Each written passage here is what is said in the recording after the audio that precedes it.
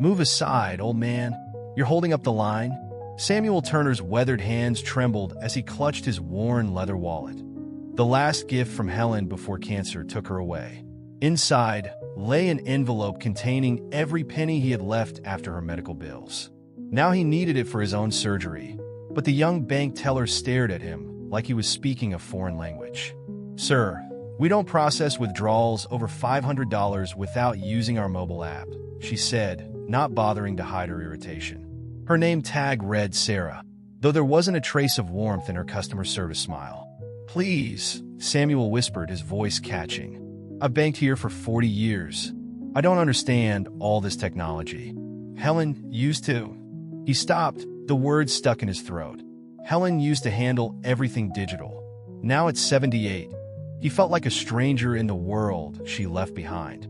The Oakwood National Bank had changed, just like everything else in their small town. The wooden counters where friendly tellers once greeted him by name were replaced with sleek machines. The comfortable chairs where he and Helen would sit, planning their future, had given way to stark metal benches filled with people staring at phone screens. "Maybe you should bring someone younger to help you," Sarah suggested, her fingers already reaching for the next customer button.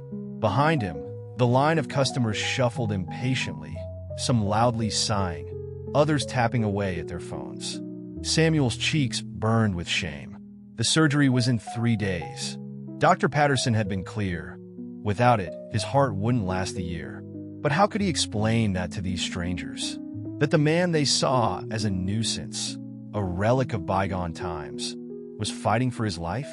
"I don't have anyone," he admitted quietly. That's when a deep voice cut through the murmurs of the crowd. "Actually, he has me." The bank fell silent. A man in an impeccable suit strode forward, his presence commanding attention. Samuel recognized him instantly from the newspapers. Elon Carter, the tech billionaire who'd recently moved to Oakwood. But what happened next would change not just Samuel's life, but the way Oakwood National Bank, and the town itself, would treat its elderly residents forever. Carter didn't just help Samuel get his money. As security cameras rolled and smartphones recorded, he exposed a systematic failure that had been quietly devastating the town's senior citizens. By the end of that day, Samuel Turner would discover that sometimes the greatest acts of kindness come from the most unexpected places, and that even in a world of touchscreens and apps, human connection still matters most. And Sarah? Well, she was about to learn the most important lesson of her career, one that no app could teach. As the cash was handed to him, Samuel felt a wave of gratitude flood through him. He had never imagined something like this would happen. In all his years of banking, he had never encountered a situation like this. It was almost as if he had stepped into a different world, one where people still valued kindness, respect, and decency. The bank manager, Mr. Randall, stayed close by, making sure everything was done properly. His hands shook slightly as he counted the cash and handed it over to Samuel. "There you go, Mr. Turner," Mr. Randall said, trying to sound reassuring. "Is everything okay now?" Samuel looked at the stack of bills in his hands, his heart pounding. "Yes, thank you," he said, his voice thick with emotion. He couldn't remember the last time he had felt this overwhelmed, this cared for. It wasn't just the money, it was the respect, the sense that he mattered, that he wasn't invisible.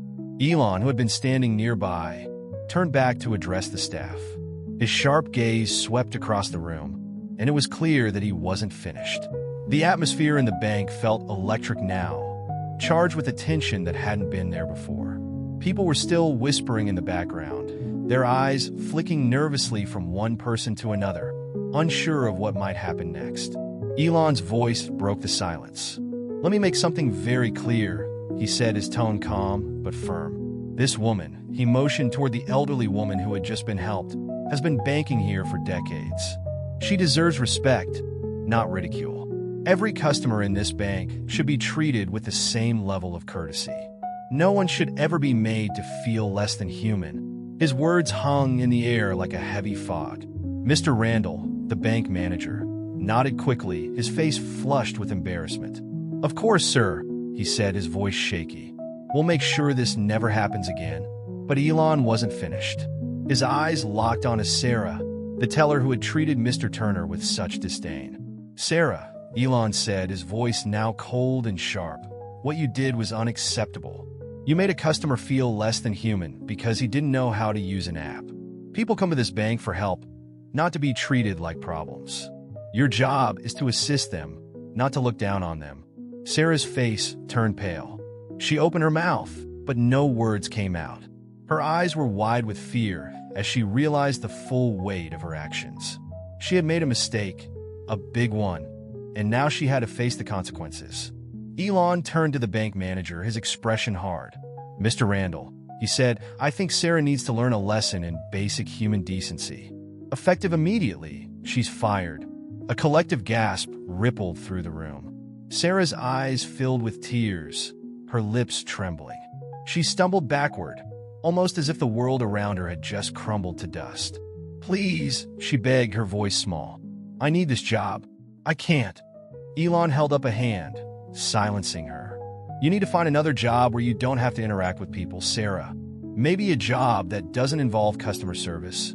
The bank manager stood frozen, his face flushed with panic. He knew that what Elon was saying was final. There was no argument, no negotiation. "Please, sir," Sarah whimpered, taking a step toward him. "Give me another chance." "I didn't mean it." But Elon wasn't swayed. "It's too late for that. You should have treated Mr. Turner with respect from the start. There's no excuse for your behavior. I suggest you start looking for another job." Sarah stood there, her shoulders slumped, as the reality of the situation hit her. She had lost her job. She had lost everything in a moment of careless arrogance. But as she turned to leave, Elon spoke again, his voice softer this time. "Don't worry about it, Sarah. You'll find another job. Just learn from this mistake. Everyone deserves respect." That's the lesson here. Samuel, who had been watching the scene unfold, finally found his voice. He cleared his throat and walked up to Elon, his hands still shaking, but his heart full of gratitude. "Mr. Carter," he said, his voice cracking slightly, "thank you. You didn't have to do that for me." Elon smiled, a warm, genuine smile that seemed to brighten the entire room. "Don't thank me, Mr. Turner. I did what anyone should do. It's about treating people right. You've earned your respect, and you've earned your money. Don't let anyone make you feel small again." Samuel smiled through his tears, feeling a weight lift off his shoulders. He had never expected something like this to happen. But here he was standing in front of a man who had the power to change everything in an instant, and he had done just that. "Thank you," Samuel repeated, his voice steady now. "I'll never forget this." Elon nodded. "No need to thank me. Just promise me one thing." "Anything," Samuel said, eager to return the kindness. "Enjoy your day," Elon said with a twinkle in his eye. "You've earned it." With that, Elon turned and walked toward the door, his footsteps echoing in the silence. As he passed through the doors, the entire bank seemed to hold its breath. Samuel stood there for a moment, absorbing what had just happened. He had been humiliated, yes, but now he felt something else, relief. It wasn't just about the money or the power that Elon had. It was about the way he had been treated with dignity and respect, the way he had been seen as a person and not just a number. And that made all the difference. As Samuel stepped out of the bank into the cold winter air, he felt a newfound sense of strength. He wasn't invisible anymore. He wasn't just some old man struggling to keep up with the world.